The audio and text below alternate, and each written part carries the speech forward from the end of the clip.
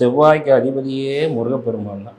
முருகப்பெருமான் காலை பிடிச்சாதான் செவ்வாயோட வீரியம் நல் வீரியமாக மாறி நல் விஷயங்கள் நடக்க ஆரம்பிக்கும். எதுலெல்லாம் நல்ல விஷயம் நடக்கும்? திருமணம் நின்று போச்சா?